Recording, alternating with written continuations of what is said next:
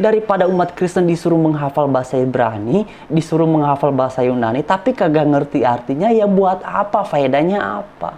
Dan kemudian kalau ada orang yang mengatakan, lalu untuk apa kemudian Alkitab diterjemahkan kalau ada kekurangan di dalam hal bahasa? Ya kembali kepada tujuan awal tadi. Dan saya pernah membaca satu kitab suci yang terjemahan, itu dalam kurungnya banyak sekali.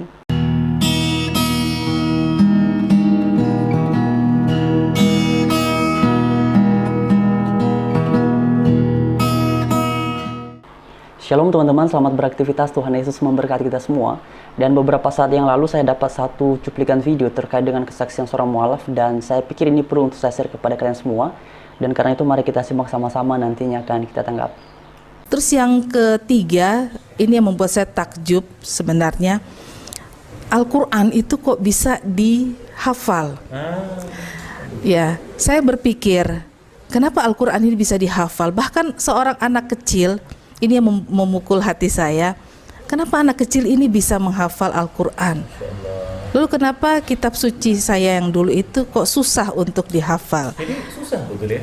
Iya, ya karena terjadi proses revisi. Oh, revisi. Iya, Ada revisi ya? Ada revisi. Jadi kitab Bible itu ada revisi? Iya, jadi Alkitab itu ada revisi. Alkitab tuh ya berubah karena mengikuti perkembangan bahasa. Ya, jadi setiap perjalanan zaman itu ada perkembangan bahasa, maka Alkitab pun mengalami pergeseran bahasa, ada yang penambahan, pengurangan dan lain-lainnya, yang akhirnya memang secara alamiah itu sulit untuk dihafal. Dan itu memang sudah pembuktian ya. Dan ini kenapa Al-Quran kok bisa dihafal? Dan akhirnya saya menemukan satu ayat dalam Al-Quran, ternyata memang Allah menjanjikan kemudahan bagi siapa saja yang mau belajar Al-Quran dan menghafalnya. Dan itu saya tidak ketemukan di dalam kitab suci saya. Nah teman-teman sekalian, itulah cuplikan videonya. Dan sebelum kita menanggapi apa yang disampaikan beliau dalam bagian ini, mari kita berikan satu pertanyaan dulu kepada beliau dan kepada siapa saja yang setuju dengan pernyataan beliau ini. Mengapa Al-Quran Anda yang tersebar di beberapa negara itu bisa tidak sama? Contohnya saja, itu Al-Quran yang ada di Indonesia dengan Al-Quran yang ada di Maroko itu tidak sama. Sedangkan di dalam keyakinan Anda, Al-Quran itu dipercaya diturunkan oleh Allah kepada sang Nabi. Tetapi kenapa kemudian ketika beredar ke beberapa negara menjadi tidak sama? Silakan dijawab ini hai mualaf ya, dan juga kepada orang-orang yang setuju dengan pernyataan Anda. Nah sekarang teman-teman, mari kita tanggapi apa yang disampaikannya bahwa Alkitab itu sudah diubah atau sudah direvisi. Sebelum kita menjawab pernyataan seperti ini, sebenarnya ini sih argumentasi yang tidak baru ya. Ini kan sudah sering sekali disampaikan dan mereka tidak pernah bisa membuktikan pernyataan yang seperti ini. Sebab kalau Anda mengatakan bahwa Alkitab itu sudah diubah, Alkitab itu sudah direvisi, harusnya Anda bisa menunjukkan satu naskah yang Anda pikir adalah asli, lalu Anda membuat sebuah perbandingan, ini loh yang diubah di dalam Alkitabnya orang Kristen karena saya punya aslinya. Tetapi hal itu tidak pernah mereka lakukan karena mereka memang menyampaikan ini asal ngomong saja tanpa ada bukti. Dan ini tuduhan yang sering sekali diulang-ulang oleh mualaf-mualaf ini. Nah karena itu teman-teman sekalian, yang mesti kita ketahui bahwa tujuan utama dari penterjemahan Alkitab ini adalah agar sabda Allah atau agar firman Allah yang tertuang di dalam Alkitab mulai dari kitab Kejadian sampai kepada kitab Wahyu itu diterjemahkan ke dalam ribuan bahasa, termasuk ke dalam bahasa-bahasa suku. Tujuan utamanya adalah agar dimengerti ketika dibaca. Tidak hanya sekedar bisa dihafal tapi kemudian tidak dimengerti. Tujuan utama penterjemahan Alkitab itu agar ketika orang Kristen membaca, berada dimanapun itu, bahasa apapun bahasanya, ya ketika kemudian sudah diterjemahkan itu lebih mudah untuk dipahami.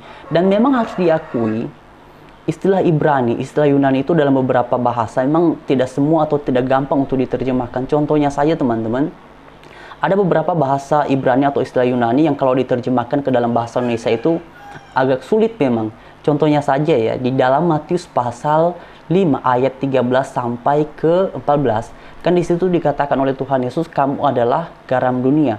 Kemudian di dalam ayatnya yang ke-14 juga dikatakan, kamu adalah terang dunia. Nah, kata dunia di dalam ayat 13 dengan kata dunia di dalam ayatnya yang ke-14, itu kalau dalam bahasa Yunaninya beda.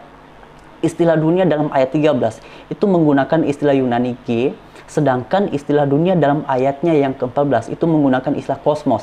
Nanti hal ini saya akan bahas, tetapi ini tidak berarti bahwa Alkitab itu sudah diubah-ubah. Hal ini bisa terjadi karena kekurangan bahasa, kekurangan dalam hal bahasa saja, atau keterbatasan dalam hal bahasa. Atau misalnya saya kasih contoh yang lebih simpel ya. Saya ini berasal dari Kepulauan Nias. Nah, andaikan misalnya saya menulis sebuah artikel, lalu saya coba terjemahkan ke dalam bahasa Indonesia. Ada dalam bahasa Nias istilah-istilah tertentu yang memang tidak gampang ketika diterjemahkan ke dalam bahasa Indonesia. Misalnya saja teman-teman, satu kata nih, ni binege. Biasanya kalau diterjemahkan ke dalam bahasa Indonesia, istilah ni binege itu bisa dikatakan dibakar, dikukus, atau istilah-istilah yang serupa dengan itu. Tetapi maksudnya sebenarnya bukan seperti itu.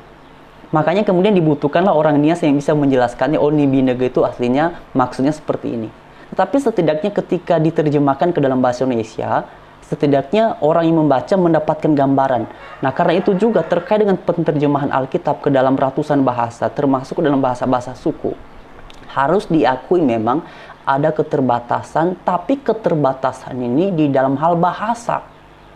Bukan berarti lalu Alkitabnya diubah-ubah. Ini yang gagal dipahami oleh para mualaf. Alkitab kami yang diterjemahkan dari bahasa Ibrani, dari bahasa Yunani ke dalam bahasa Indonesia, ataupun ke dalam berbagai bahasa yang lain, itu bukan berarti diubah-ubah, tetapi memang di dalam bahasa tertentu ada keterbatasannya. Karena itulah untuk kemudian hal ini dipahami oleh umat Kristen secara menyeluruh, diperlukanlah para intelektual Kristen, para hamba Tuhan, baik pendeta, baik guru, baik penginjil, baik misionaris, untuk memberikan pengertian, penjelasan kepada umat dengan mengkaji dalam konteks bahasa asli, yaitu bahasa Ibrani dan juga dalam bahasa Yunani. Tetapi setidaknya setelah diterjemahkan, orang Kristen dimanapun berada dapat lebih mudah mengerti dan paham akan maksud Alkitab. Jadi nggak usah misalnya ada orang yang sok-sokan mengatakan bahwa Alkitab itu sudah direvisi, sudah diubah. Ucapan-ucapan seperti ini hanya menunjukkan ketidaktahuan, ketidakmengertian kalian tentang iman Kristen. Kami juga orang Kristen memahami dan menerima sebuah fakta, memang dalam penerjemahannya ada keterbatasan bahasa, tetapi ini bukan berarti Alkitab kami sudah diubah, sudah direvisi. Nggak ada hubungannya dengan itu. Ini hanya persoalan keterbatasan dalam hal bahasa saja. Dan karena ini persoalan keterbatasan dalam hal bahasa, maka diperlukanlah kalangan intelektual Kristen untuk memberikan pengertian dengan mengkaji dalam konteks bahasa asli, baik itu Ibrani maupun itu Yunani, dan menerjemahkan atau memberikan pengertiannya kepada jemaat ataupun kepada umat Kristen. Itu saja, simple, tidak ribet.